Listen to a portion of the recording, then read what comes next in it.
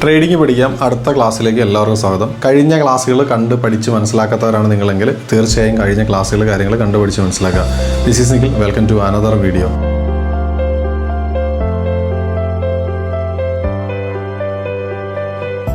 അപ്പോൾ ഇന്ന് നമ്മൾ ഡിസ്കസ് ചെയ്യുന്ന കാര്യം എന്ന് പറയുന്നത് പഠിക്കുന്നത് ബാങ്ക് നിഫ്റ്റി എന്താണ്, നിഫ്റ്റി 50 എന്താണ്, ഇൻഡെക്സ് എങ്ങനെയാണ് വർക്ക് ചെയ്യുന്നത് എന്നിങ്ങനെയുള്ള കാര്യത്തെക്കുറിച്ചായിരിക്കും. നമ്മൾ നോർമലി ഇന്ത്യൻ സ്റ്റോക്ക് മാർക്കറ്റിലേക്ക് വരുന്ന സമയത്ത് ആദ്യമേ കേൾക്കുന്ന ഒരു കാര്യമാണ് ബാങ്ക് നിഫ്റ്റി എന്നും നിഫ്റ്റി 50 എന്നൊക്കെ, അതുപോലെ തന്നെ സെൻസെക്സ്, ഇങ്ങനെയുള്ള കാര്യങ്ങളെക്കുറിച്ചൊക്കെ കേൾക്കാറുണ്ട്. എന്താണ് ഇത് എന്തൊക്കെ കാര്യങ്ങളാണ് ഇതിൻ്റെ അകത്ത് വരുന്നത്, ഇത് ട്രേഡിങ്ങുമായിട്ട് ബന്ധപ്പെട്ട കാര്യങ്ങൾ എങ്ങനെയാണ് ഇന്ത്യൻ സ്റ്റോക്ക് മാർക്കറ്റിലുള്ളത്.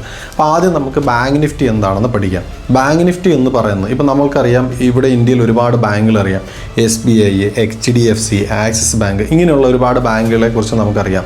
അപ്പം ഇന്ത്യയിൽ പ്രവർത്തിക്കുന്ന 12ഓളം ബാങ്കുകളുടെ ടോപ്പായിട്ട്, അത് ഇന്ത്യയിൽ പ്രവർത്തിക്കുന്ന ഏറ്റവും ടോപ്പായിട്ട് പ്രവർത്തിക്കുന്ന 12ഓളം ബാങ്കുകളുടെ കോൺട്രാക്റ്റ് കൂടിച്ചേരുന്ന ഒരു സിസ്റ്റത്തിനെയാണ് ബാങ്ക് നിഫ്റ്റി എന്ന് പറയുക. ഓക്കെ, അത് ഒരു ടൈമിലുണ്ടായിരുന്ന 25 അത് 12, ഇങ്ങനെ ചെറിയ വേരിയേഷൻസ് ഒക്കെ ഓരോ ടൈമിനനുസരിച്ച് വരാറുണ്ട്. ഓക്കെ, അതായത് ബാങ്കുകളുടെ ടോപ്പായിട്ടുള്ള ഇന്ത്യയിൽ പ്രവർത്തിക്കുന്ന ബാങ്കുകൾ കൂടിച്ചേരുന്ന ഒരു കോൺട്രാക്റ്റാണ് ബാങ്ക് നിഫ്റ്റി. ഓക്കെ, ഇതിൽ രണ്ട് രീതിയിലുള്ള ട്രേഡിങ്ങുകളാണ് ബാങ്ക് നിഫ്റ്റി മുഖേന ചെയ്യാനായിട്ട് ഒരു വ്യക്തിക്ക് സാധിക്കുന്നത്.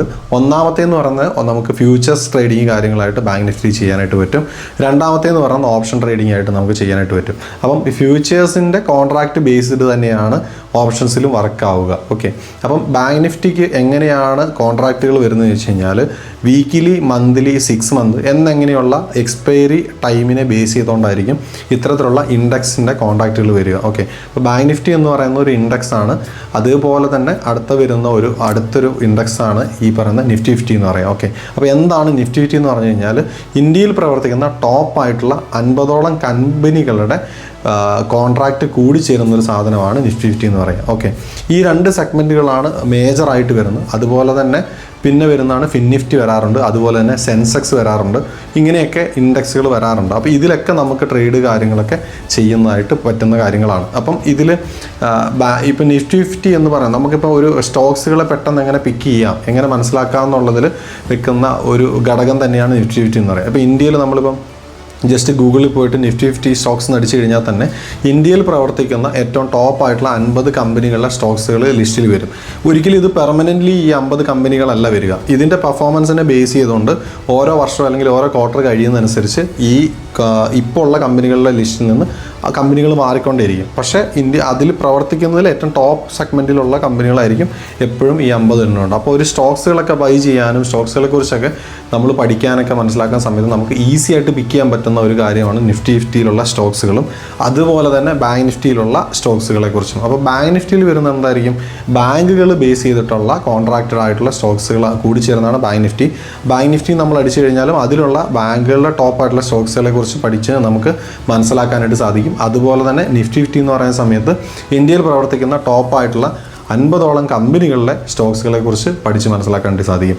ഈ രണ്ട് സംഭവവും കൂടിച്ചേരുന്നത്, അല്ലെങ്കിൽ ഈ ഒരു രണ്ട് കാറ്റഗറി ഓഫ് സംഭവങ്ങൾ വന്നു കഴിഞ്ഞാലും ഇതിൽ നമുക്ക് ട്രേഡിങ്ങിലേക്ക് വരുന്ന സമയത്ത്, ഇതിൽ ട്രേഡ് കാര്യങ്ങളായിട്ട് ചെയ്യുന്ന സമയത്ത് 3 രീതിയിലുള്ള ട്രേഡിംഗ് ആണ് നമുക്ക് ചെയ്യാൻ പറ്റുക. നോർമലി നമുക്ക് ഇക്വിറ്റി ട്രേഡിങ്ങിൽ ചെയ്യാം, അതായത് ബാങ്ക് നിഫ്റ്റി, നിഫ്റ്റിയുടെയും കോൺട്രാക്റ്റ് ഇതിൻ്റെ ലിസ്റ്റിലുള്ള സ്റ്റോക്സുകളെ നമുക്ക് പിക്ക് ചെയ്യാനും അതിൽ ഇൻവെസ്റ്റ് ചെയ്യാനും ട്രേഡ് ചെയ്യാനൊക്കെ സാധിക്കും. ഒന്നാമത്. രണ്ടാമതെന്ന് പറയുന്നത് ഇപ്പോൾ ബാങ്ക് നിഫ്റ്റിയുടെയും നിഫ്റ്റിയുടെയും ഫ്യൂച്ചേഴ്സിൽ കോൺട്രാക്റ്റ് വരുന്ന സമയത്തുണ്ട്. അപ്പോൾ ഈ ഫ്യൂച്ചേഴ്സ് കോൺട്രാക്റ്റ് ബേസ് ചെയ്തുകൊണ്ട് നമുക്ക് ഇതിൽ ബൈ ചെയ്യാനും സെല് ചെയ്യാനും ഷോർട്ട് ചെയ്യാനും ലോങ് ചെയ്യാനൊക്കെ പറ്റും. അതായത് ഇപ്പോൾ നമ്മൾ നോർമലായിട്ട് ബൈ ചെയ്യാന്ന് പറഞ്ഞു കഴിഞ്ഞാൽ അതിൻ്റെ പ്രൈസ്, ബാങ്ക് നിഫ്റ്റിയുടെ പ്രൈസ് ഇപ്പോൾ 25,000 ആണെങ്കിൽ 50,000 ആണെങ്കിൽ എക്സാമ്പിൾ 50,000 നിന്ന് 50,100, 52,000 ഇങ്ങനെ നമുക്ക് ബൈ ചെയ്തിട്ട് മുകളിൽ പ്രോഫിറ്റ് വരുന്ന സമയത്ത് ബുക്ക് ചെയ്യുന്ന രീതിയാണ് നമുക്ക് ബൈ സെല്ലായിട്ട് നോർമലി പറയാം, ലോങ് എടുക്കാൻ നമ്മൾ പറയുന്നത്.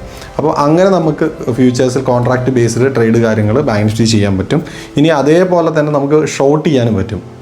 അപ്പം നമ്മൾ ഈ കോൺട്രാക്റ്റ് ബേസ് ചെയ്തിട്ട് ഇതൊരു 1 വീക്ക് കോൺട്രാക്റ്റ് ആണെങ്കിൽ ആ 1 വീക്ക് വരെ ആയിരിക്കും നമുക്ക് ട്രേഡ് ഹോൾഡ് ചെയ്യാനുള്ള വാലിഡിറ്റി എന്ന് പറയാം. ഇനി നമ്മൾ ട്രേഡ് ചെയ്യുന്നത് 1 മന്ത് ആണെങ്കിൽ നമുക്ക് 1 മന്ത് വരെ ആയിരിക്കും ട്രേഡ് ഹോൾഡ് ചെയ്യാനുള്ള വാലിഡിറ്റി. നമ്മൾ ചെയ്യുന്ന 6 മന്താണ് കോൺട്രാക്റ്റ് എങ്കിൽ ആ 6 മന്ത് വരെ ആയിരിക്കും നമുക്ക് അത് ചെയ്യാനുള്ള അതിൻ്റെ വാലിഡിറ്റി എന്ന് പറയാം. അതിനെയാണ് നമ്മൾ എക്സ്പയറി എന്ന് പറയുക. ഓക്കെ, അപ്പോൾ ഓരോ കോൺട്രാക്റ്റിനും ആ കോൺട്രാക്റ്റ് ബേസ് ചെയ്തിട്ടുള്ള എക്സ്പയറി ഉണ്ട്.